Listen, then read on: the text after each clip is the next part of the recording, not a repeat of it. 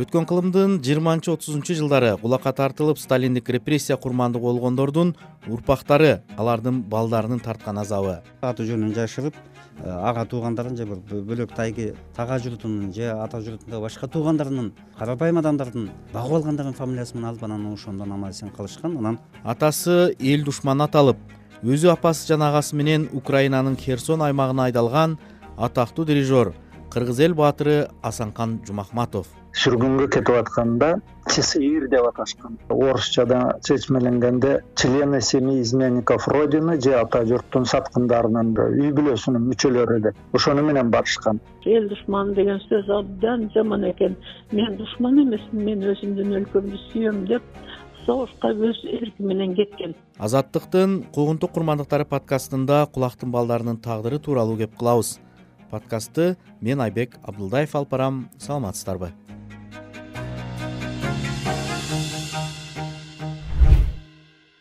Бир 1920 жылдардын соңунда Совет бийлиги кулактарды тапкатары жоюу ураны менен миңдеген кишилерди күчтөп, журтко тартып, бөтөн жерге шарт катаал аймактарга сүргүнгө айдаган.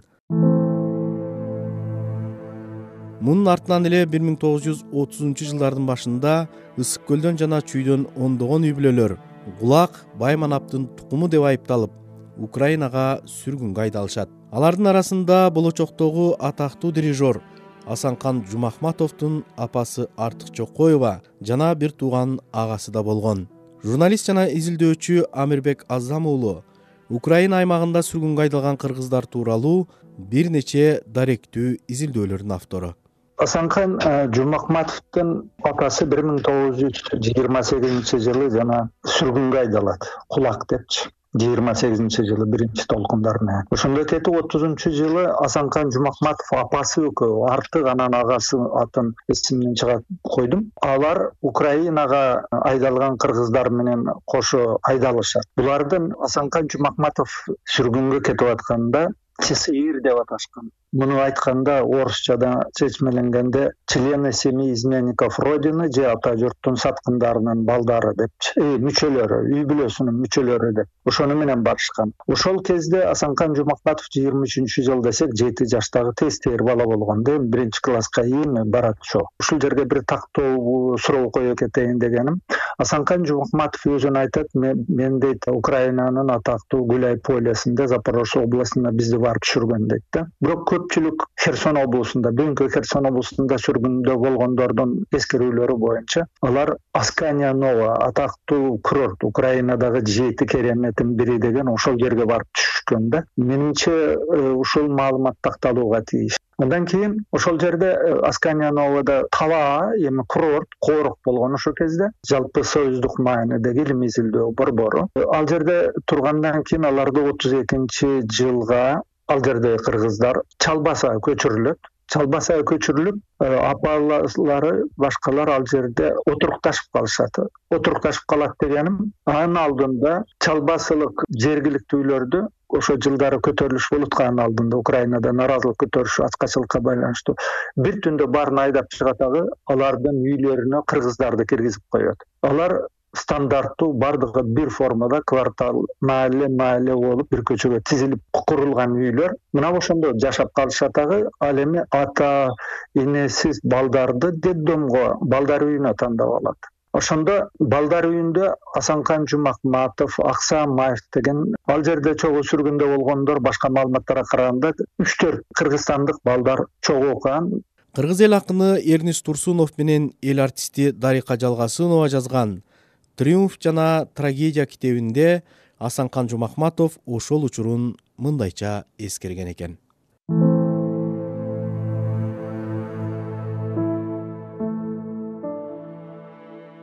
Бир 1928 жылы Арашан курортуна эс алганы келген орус генералы менен тааныштык үчүн атамды саясий кылмышкер катары Сибирге 3 жылга айдатып, мал мүлкүн конфискациялап, мени, агам Муратканды, апамды Украинага көп кишилер менен жүк ташыган поездин вагондоруна салып айдаганын билем.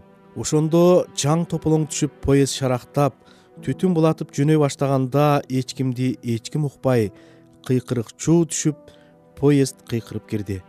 Мен көп нерсени түшүнбөйм, мага мунун баары оюн сыяктуу сезилип, апамдын колтугунан чыкпай олтурдум. Бул трагедиялуу, аянычтуу, армандуу күндөр өмүр бою көз алдымда сүрөт болуп тартылып калды. Атамдан ошол бойдон кабар болбоду. Мен 70-ке келгенде гана 1990-жылы атамдын акталып чыккан документтерин көрдүм.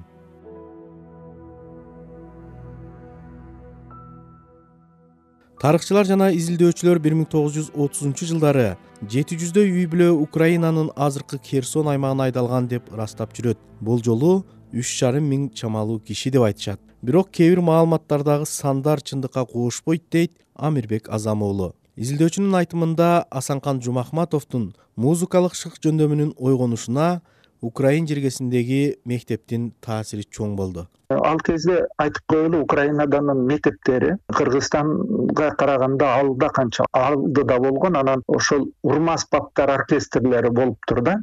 Духовый оркестр дегенде. Ошондо Асанкан Жумахматов жана Аксамаев дагы башка балдардын бир тобу ал жакта жүрүп катышат. Азыр Исакеев деген аксакал 89 жашында мага интервью берген, Азаттыкта турат. Ошондо айткандай, алар мыкты ойношкон. Асанкан Жумахматов да урма аспаптарда, гитарада да башка да көп нерсе кызыккан экен да. Өзү деле эскерүүсүндө дагы белгилей кетейин. Ал жерде ошо музыкалык сабатым açıldı degende жазат да. Украин европалык мелос, бизче айтканда кайрык мелодияга жаш кезинен кулагы көнө баштоосуна дал Украина түркү болгонун өзү эскерип кетет. Өрдө өз ата журтумдагыдай эле сүйүп калдым дейт. Көрдүңбү? Сыягы бул кичинен Асанкан Жумахматов музыкага ашыктуу болгон. Ал эми ал жактансына таасир эткен, оркестрдин курамында ойноп жүрүп, биринчи орун алганы жөнүндө дагы маалымат бар. Жогоруда Амирбек Азам уулу эскерип өткөн кулактын баласы деп Украин жерине айдалгандардын бири Исхакбай Исабеков 1931-40 жылдары Украинанын Херсон облусундагы Чалбасы кыргыз орто мектебинде окуган. Ал мындан 11 жыл мурун 87 жашында Амирбек Азам уулу менен маегинде Чалбасыда музыка сабагы өзгөчө жакшы окутулганын мындайча эскериптир. Детдомдо кыргыз балдарын аябай жакшы тарбиялады.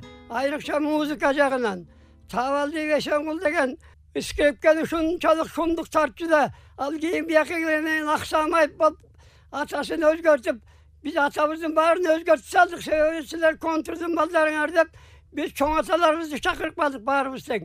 Кийин биякта Аксамаев, Эшенгул болуп, Асанкан Жумахматов детдомдо тарбияланды. Музыканы ошол искусствоны ошол Украиндан алган. Украинда жалаң музыка детдомдо, интернатта жалаң буларды музыка жагынан айрыкча жанагы балалайка, мандолин, гитара, анан жанагы скрипка, мына ушулардын баарын Украина үйрөттү. Эл артисти Дариха Жалгасынова маэстро Асанкан Жумахматов менен опера жана балет театрында, филармонияда, Кыргыз телерадио корпорациясынын академиялык симфониялык оркестринде 30 жылдан ашык бирге иштеген. Бул маэстронун өз сөзүнөн, оозунан уккан сөздөрүм барын. Буларды интернатка бөлүп коюптур, ата энесине жолотпой. Интернатта окуп 7-классты бүткөн экен. Анан бүтпөй буларга мунун агасы стакановчу болуп иштеп, жакшы анан буларга эркиндик берген экен. Анан кайта Кыргызстанга келип, дагы бизде педагогикалык техникум бар экен. Биздин бүтүндөй жанагы акын эме алдыңкы адамдар окуп аткан. Ошол жерге 2-нчи курска отургузуптур.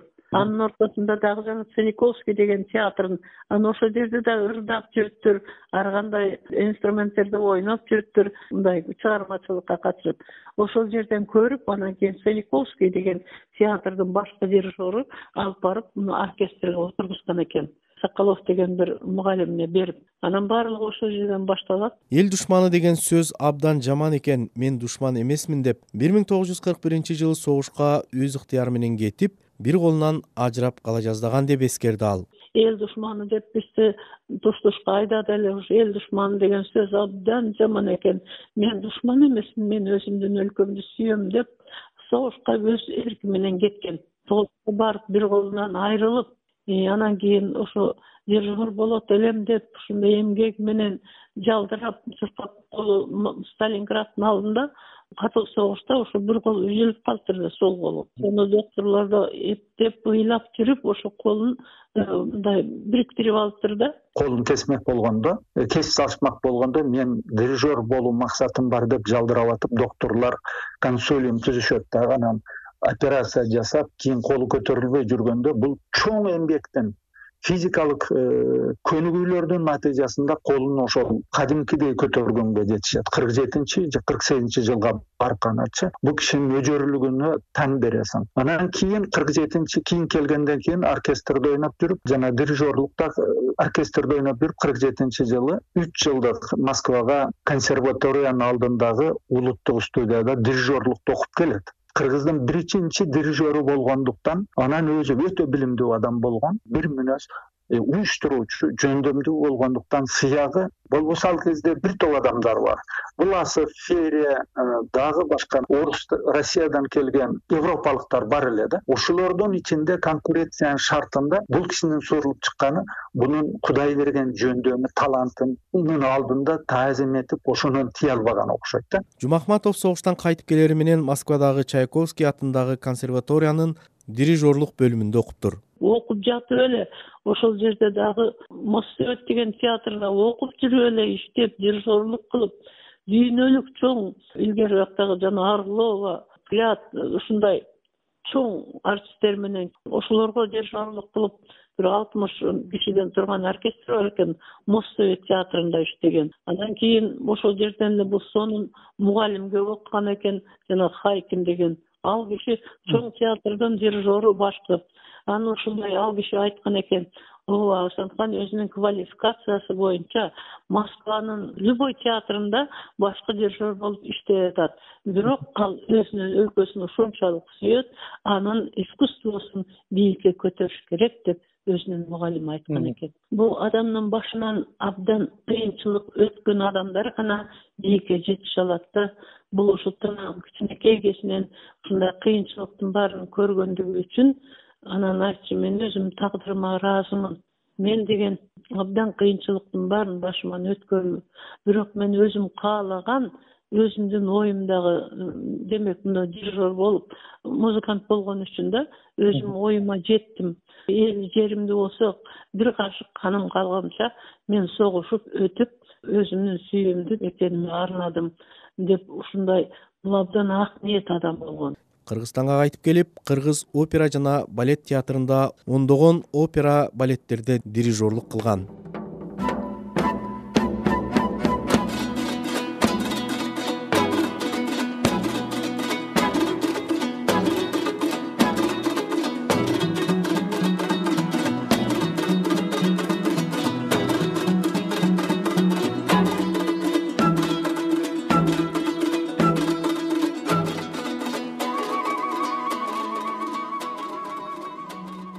Бир 1960 жылдардан тарта Асанкан Жумахматов Кыргыздын залкар күйлөрүнө, обондоруна жаңы өмүр берип, Кыргыз филармониясында Карамалдо Орозовдун Ибарат, Сынган бугу, Атай Огонбаевдин Машботой, Ой булбул, Күйдүмчок жана башка көптөгөн чыгармаларды симфониялаштырган.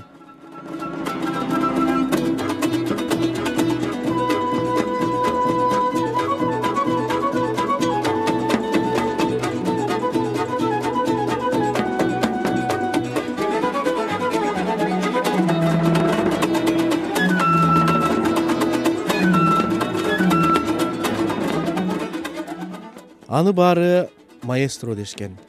1970 жылдардан тарта топ жарган жаш таланттар Болот Миңжилкыев, Кайыргүл Сартбаева, Дариха Жалгасынова, Токтоналы Сейталиев, Эркин Касымов, Аманбек Нуртазин жана башкалар маэстро Асанкан Жумахматовдун мээнетинин арты менен атактуу театрларда ырдашкан экен. Муштумдай кезинде эл душманынын уулу деп мекенинен куулган Асанкан Жумахматов баскан татаал жолду сөз менен эскерүүнүн өзү кыйын. Тагдырдын тамашасын караңыз. Ал өспүрүм курагында 1939 жылы Москвада өткөн кыргыз искусствосунун декадасында Сталин менен кол алышканын эскерет. Бирок кайран маэстро анын бүлөөсүн азапка салып, кулакка тартуу, кандуу булоон түшүргөн репрессиянын башында дал ушул кишилер турганын ошондо билбесе да керек. Билгенде эмне демек. Бирок мезгил, тарых ким душман, ким элдин эсинде эмнеси менен калганын өзү таразалап алат тура. Куугунтук курмандыктары подкасты. Куугунтук курмандыктары.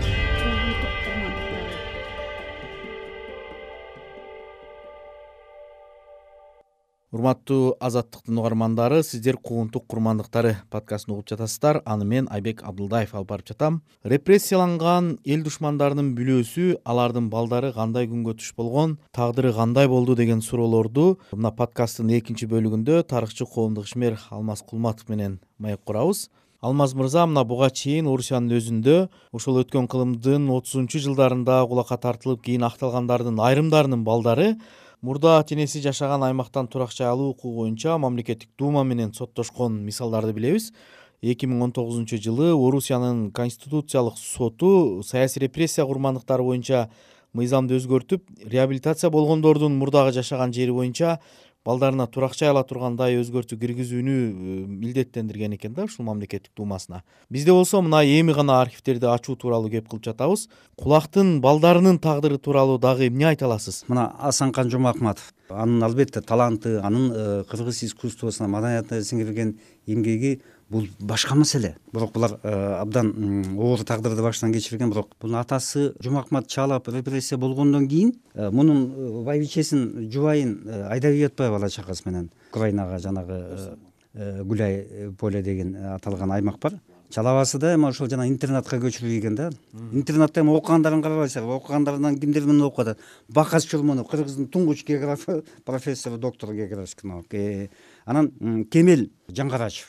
Кемел Жаңгарачев Сатаркул Жаңгарачевдин уулу. Сатаркул Жаңгарачевдин атасы Дыйканбай Жаңгарач бийдин уулу. Кемел Жаңгарачев болсо ошол Сатаркул Жаңгарачев аяктан репрессияланып кетет. Ошол жака айдалгандан кийин кайта репрессияланып кетет. Себеби бул жана Алаш Ордо менен байланышы, Абдыкерим Сыдыковтар менен байланышы, анан тети 1917-жылы Беловодскийдагы көтөрүлүшкө байланышы ошол жана бирлер айгак чыгып, анан ошонун башында турган, анан ушулар ушинткен деп, анан ошонун баары тең айып, анан килийген дело топтолуп, анан кийин айыпталып кетип атпайбы дагы. Кемел Жаңгарачев орусча билген, атасы дагы абдан билимдүү болгон. Анан ошол Кемел Сатаркулдун уулу Кемел дагы ошол Бакас Чурмонов, Эсенгул Абсамаев. Бул Кыргызстандын комсомолун башкарган киши. Ошол окуган Кыдырбек Акылбек бул туңгуч медицинанын докторлорунун бири да. Мына ушунун баары тең бир жана интернатта окушкан. Баргулактын балдары. Мисалы Чалов бул ошол Чал деген айыл, Чал айыл деп коюшат да. Ошонун атасынын, чоң атасынын атынан калып атат да. Ошол айылдын өрөөнүн өзү ысык атат, анан Кийгете совхозу деп жүрүшпөйбү? Ошол жерде болуп атпайбы? Анан бул өтө бай эмес болгон. Бирок чыныгы манап болгон да, болуштун үйүндө болуш болуп да кийин дагы болуш болуп жүргөн, өзү билимдүү, сөз өтүмдүү. Анан мында жанагы Аксөөк манап болгон да, Аксөөк манап болгон. Ал тургай эл оозунда аңыз калган экен, эң кичи аксакалдардан айтып калышат экен, ага киши келатканда жөө кедей кембагалды көрүп калса учкаштыра келип, анан биринчи эле токтогон байдын үйүнө жылкысын алып мингиздирип койчу экен да. Анткени Кыргыздын нарк боюнча колунда бар киши жакырларга жардам берүүгө тийиш да. Мына ошондойлорду көрүп чоңойгондо Кемел Жаңгарачев болсо кийин профсоюзда иштеп жүрдү. Кыргызстандын Кыргыз ССРнын профсоюзунда жетекчи кызматтарда иштеп жүрдү. Анын кызы Мира Камиловна болуп катталып калыптыр. Ал вице-премьер деңгээлине чейин жеткен абдан бир жогорку кызматта иштеп жүрдү да. Мына мындай тагдырларды карасаңыз, мына эми Шайын бүбү Чокоева болуп катталып калды. Шайын бүбү Асанкан Жумахматтын эжеси. Шайын бир тууган эжеси. Эми Шайын бүбү Нурманбет Чокоевго турмушка чыккан. Ал эми Рина Чокоева ошол Асанкан Жумахматов дирижер болуп атканда жанагы авиаларды ойноп аткан артистка белгилүү Рина Чокоева. Ал жыйын болуп калып атпайбы? Рина Чокоева балерина мынакей. Эжесинин кызы балерина. Рина Чокоева кайта айланып кетип, Болот Миңжилкыевдин жубайы. Көрүп атпайсызбы? Мына мындай келгенде ошол Кыргыз Айтматов болсо Чыңгыз Репрессиянын мууну ошондон жаралган. Анан эми ал дүйнөгө кыргыздар таанытты, дүйнөлүк масштабдагы гений да, акылман жазуучу. Эми Кыргыз мамлекетинин калыбына келген мамлекет, республика формасында мамлекеттин калыбына келген. Ошонун маданиятын, социалдык экономикалык өнүгүшүнө, түптөлүшүнө, укугуну жана башканын баарына салым кошкондордун көпчүлүгү ошентип жана антип кулакка тартылгандардын, репрессиялангандардын тукумдары да кайта ошого аралашып, анан кийин совет мезгилинде дагы эмгеги сиңген ишмерлер болгон. Мен тактап айтып берейин. Мисалы Таш Кудайбергенов 2 жолу репрессияланган. биринчи 1926 жылы дайындалган бул киши Абдрахмановдун өкмөтүндө нарком юстиция министри да, биринчи прокурор болгон киши кыргыздардан. Анан бул 1930 жылы жанагы 1922 жылкы тоолуу Кыргыз Республикасын түзүү кыймылына катышкан. Абдрахманов муну дайындаган. Ушулардын куйругу деп репрессияланып атып, кайта 1938 жылы экинчи жолу репрессияланып, анда уже сүргүнгө 15 жылдан ашык сүргүнгө 1953 жылы гана акталып, анан ошондо да акталганда дагы Сталин казогуна Хрущевдун ат тепел жазы жел аргысы келгенде. Анан аны дагы Фрунзе шаарына жашоо укугу жок, Токмокто четте жашаган гана укугу менен акталганда. Ошо Таш Кудайбергеновдун кызы Гүлжаке Турдагусаевичтин жубайы. Эми Гүлжаке Ниязалы Барбыкбаева деген фамилия менен окуп өтүп, ошо менен жүргөндө мимикрия да. Көрдүңүзбү, аты жөнүн жашырып, ага туугандарын же бир бөлөк тайги тага журтунун же ата журтундагы башка туугандарынын, карапайым адамдардын багып алгандардын фамилиясы менен алып, анан ошондон аман эсен калышкан. Анан мына ушундай тагдырлар болгондо, мына ошол Анвар Кутубаеванын атасы Келдик Ахмат өзү репрессияланган. Кулакка тартылып, ошол Анвар Кутубаевалар ошол жана Херсон областында бул ошолор айылдаштар. Ошо бир айылда чоңоюшкан. Ал ошол Анвар Кутубаеванын агасы Абдыгул ошо бу Асанкан Жумакматов менен чогуу келген. Абдыгул анан Жумгалга өтүп Соң көлгө бир деле ошо жылкычылык өмүр кылам, кесип кылам деп ошол жака кетип калган. Анвар Кутубаева кайта келип Асанкан Жумакматов менен жанагындай бир үзөңгүлөш болуп, мына ушундай тагдырлар болуп атпайбы? Түркүн тагдырлары Айбек мырза. Мисалы Тыныстанов алалы, Касым Тыныстанов. Кыргыз тил илиминин, кыргыз арабинин, кыргыз филологиясынын, кыргыз жазмасынын башында турган. Анан эми ошо кишинин ал репрессияланды. Бул кишинин жубайы жана Азиз Нарымбаев деген философ, доктор философских наук. Ошонун эжекеси Турду бүү деп бүүсүн кошуп алган да. Касым Тыныстановдун малдары тагдыры оор болду да. Жанагы тендиги, эркиндиги, тендик болсо согуштан келип оорукчан болуп өтүп кетти. Эркиндик болсо баласынын атын тендик койду. Булар аябай куугунтукталды. Репрессия болгондон кийин да балдарына куугунтук жайылды да. Жайылып, улам кайта косколуп, себеби Касым Тыныстанов экинчи жолу көз өткөндөн кийин репрессияланды, чыгармалары репрессияланды да. Чыгармалары. Анан акылы репрессияланган мезгилде өзү эмес физикалык, акылы репрессияланганда балдарына кесепети тийип, бул илимге да жол ачылбай, тияка да жол ачылбай, анан бирок ошо хирургия боюнча илимин жактады. Алгачкы ошол жана хирургия боюнча илимин жактагандардын ушу эркиндик. Ал эми Бирдик деген кызы бар. Бирдик деген кызы Кыргызстандын профсоюз уюмунун республикалык дээрлик ушу Турдагусаевичтен көбүрөөк башкарган, 25 жыл башкарган Эмилов Акировдун жубайы Касым Тыныстановдун Бирдик деген кызы. Анан демек мындай жагынан алганда булардын баардыгын болбой да айланып келип эле илимий чалма кайта айланып келип эле ушу Кыргызстандын тагдырына, тарыхына өнүгүшүнө абдан салым кошкон, кошуп атпайбы?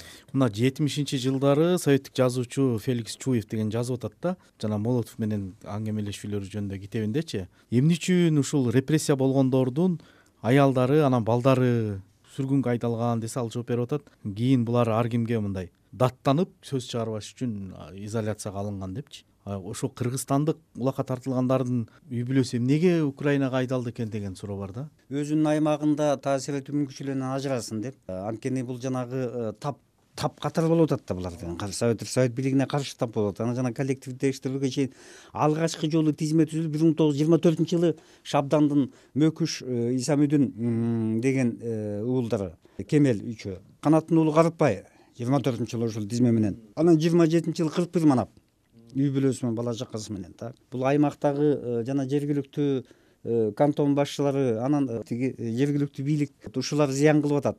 Ушуларды кулакка тартса коллективдештер тез өтүп кетет эле деп өзлөрүнүн демилгеси менен мурунку баягы чыккан токтомдордун негизинде айдап беришкен да. Кулак деген эми орустун эски сөзү, жана Салтыков Шедриндердин убагында пайда болгон албысатар. Кулачество деп коет. Орус тилинде эски сөзүн алган албысатар дегенди кызыл кулак да, кызыл кулактык кылат деп. Анан бул ошондой кылып анан Ленин баштады да муну. Ленин аныктама берди. Булар таптакатар жойбосо болбойт. Анан кийин Сталин убагында аябай күчөп токтом чыгып, ВКПБнын борбордук комитеттин большевиктердин токтом чыгып, анан 1930-жылы НКВдын приказы чыгат.